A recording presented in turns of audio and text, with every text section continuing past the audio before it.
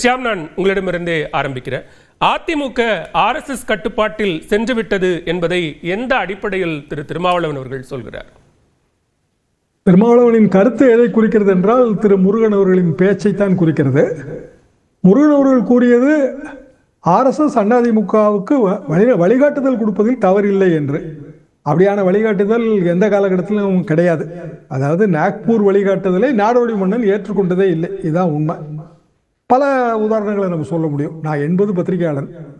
83 இந்து முன்னணி ஊர்வலத்திற்கான தடை, எம்ஜிஆர் ஆட்சி, அது பற்றிய ஒரு பேச்சு அண்ணால நாங்கள் 17/2/83 பிரசுரம் பண்ணியிருக்கோம். ஊர்வலத்துக்கு அனுமதி அளித்தால் மோசமான நிலை ஏற்படும் என்று கருதினேன். டெல்லியில் நான் நேற்று தமிழ்நாடு இல்லத்தில் தங்கியிருந்தேன். எந்த முன்னறிவிப்பும் இல்லாமல் இந்து மஞ்ச் என்ற இயக்கத்தை சேர்ந்தவர்கள் என்னை சூழ்ந்து கோஷம் போட்டார்கள். இப்போது நேரமில்லை, சென்னைக்கு வாருங்கள், பேசலாம் என்று சொன்னேன். ஆனால் அவர்கள் என்னுடன் இருந்த மூத்த அமைச்சர் பண்டூட்டி ராமச்சந்திரனை கீழே பிடித்து தள்ளிவிட்டார்கள். இதுதான் RSS நடைமுறையா? RSS இயக்கம் இப்படி மட்டமாக நடந்து கொள்ள செய்துள்ளது. எனவேதான் தடை போடும் அளவுக்கு நடந்து கொண்டார்கள். பெருமிதக்கத்தனும் செயல் அல்ல. இதன் மூலம் இந்து மதத்தை காக்க முடியாது. இதுதான் 83 எம்ஜிஆர் அவர்கள் கருத்து. அதாவது ஒரு மதத்தை காப்பாற்றுவதற்கு ஒரு இயக்கம் தேவையில்லை, மதம் தன்னைத்தானே காப்பாற்றிக் கொள்ளும். அப்படி என்றால் எம்ஜிஆர் கோவிலுக்கு போகவில்லையா, அல்லது அவர் மூகாம்பிகை கோயிலிலே தங்க வாழ்வை கொடுக்கவில்லையா, இப்படியான கேள்விகளை பாரதிய ஜனதா தரப்பு அது கிளப்புகிறது. அதற்கு ஒரு விடை இருக்கிறது. 1968 பொம்மையில ஜெயலலிதா அவர்கள் எம்ஜிஆரை பேட்டி காண்கிறார். அதையும் நான் என்னுடைய நூலிலேயே பிரசுரம் செய்திருக்கிறேன். அதிலே உங்களுக்கு கடவுள் நம்பிக்கை உண்டா என்ற ஜெயலலிதாவின் கேள்விக்கு நிச்சயமாக உண்டு என்று எம்ஜிஆர் பதில் கூறியிருக்கிறார். நீங்கள் கோயிலுக்கு போனதுண்டா என்கிற கேள்விக்கு நிறைய போயிருக்கிறேன். திருப்பதிக்கு 2 முறை போய் வந்திருக்கிறேன். முதல் தடவை நான் திருப்பதி போன போது 12 அல்லது 13 வயது இருக்கும். 2வது தடவை போனது மர்மயோகி படம் வெளியான போது. 2வது தடவை போனதுதான் திருப்பதியை பொறுத்தவரை கடைசியானது. அதற்கு பின்பும் வேறு பல கோவில்களுக்கு சென்றிருக்கிறேன். இதான் எம்ஜிஆர் அந்த காலத்தில் கூறிய கருத்து. 1968 பொம்மை ஆண்டு மலம் என்று பிரதி இருக்கிறது. நானும் அதை குறிப்பிட்ட நூல் எழுதியிருக்கிறேன். எதற்காக இதை சொல்கிறேன் என்றால், RSS இயக்கம் தமிழ்நாட்டில் இருக்கிறதா இல்லையா என்றால் இருக்கிறது. எனக்கு நிறைய அந்த தலைவர்களோட பெரிய பரிச்சயம்லாம் இருக்கிறது. RSS இயக்கத்தின் பத்திரிகை விஜயபாரதம்.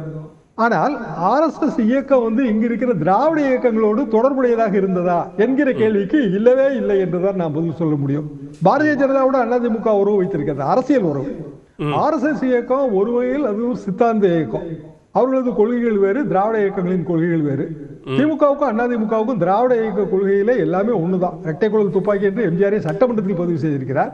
இந்த நான் ஆரம்பத்திலே குறிப்பிட்ட நிகழ்ச்சி குறித்து எம்ஜிஆர் அவர்கள் சட்டமன்றத்தில் முதல்வராக பதிவு செய்திருக்கிறார்.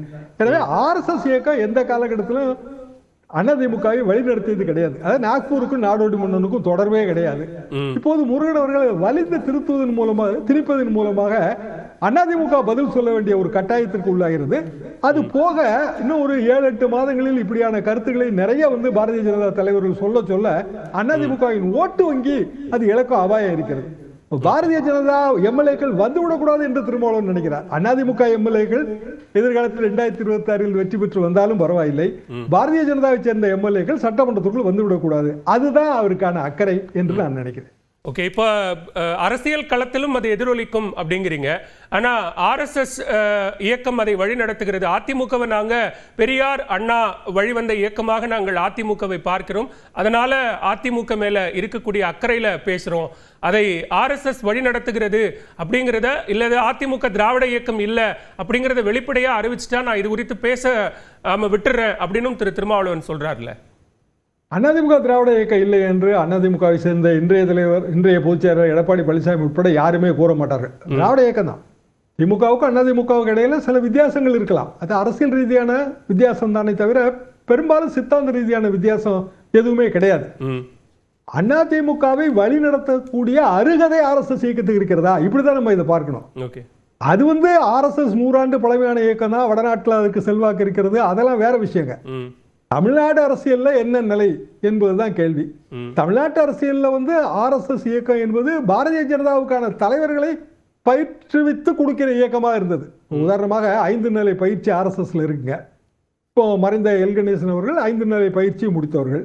இப்படி பலரும் இருக்கிறார்கள், அதெல்லாம் இல்லைன்னு சொல்ல முடியாது. ஆனால் அது அவர்களோடு, அது அதிமுகவோடு கிடையவே கிடையாது. அதிமுகவை வழிநடத்துகிற உண்மையான தகுதி கூட ஆர்எஸ்எஸ் இயக்கத்துக்கு கிடையாது. ஓகே, முதற்கட்ட பார்வையை எடுத்துக்கிறேன். திரு ஷியாம் பேசலாம்.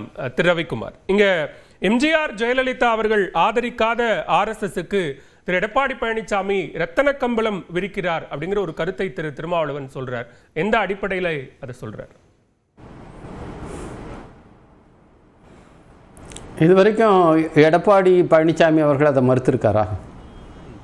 இல்ல, எந்த இடத்துல? அல்லது அதிமுகவில் வேற யாராவது இதை கடுமையாக மறுத்து எங்களை எப்படி ஆர்எஸ்எஸோட கட்டுப்பாட்டில் இருக்கன்னு சொல்கிறீங்க, நாங்கள் அப்படி ஒருபோதும் இருக்க மாட்டோம் அப்படின்னு ஏதாவது சொல்கிறாங்களா? அப்படி எதுவுமே சொல்லலை. அப்போ என்ன அர்த்தம்? அதை அங்கீகரிக்கிறாங்கன்னு தானே அர்த்தம். அதாவது இது வேறு ஏதோ ஒரு யூகத்திலேயோ அல்லது அவங்க பேரில் ஒரு குற்றச்சாட்டாகவோ சொல்லப்படல. இது தொடர்ச்சியாக அவர் எடுக்கிற நிலைப்பாடுகள். இங்கேருந்து போய் அவர் ஒரு பயணம் மேற்கொண்டார். அந்த பயணத்தில் அங்கங்கே அவர் பேசிய கருத்துக்கள் பார்த்திங்கன்னா நேரடியாக பாஜக ஆதரவு கருத்துக்களை தான் அவர் பேசுகிறாரு. அப்போ அது என்னென்னு சொல்கிறது?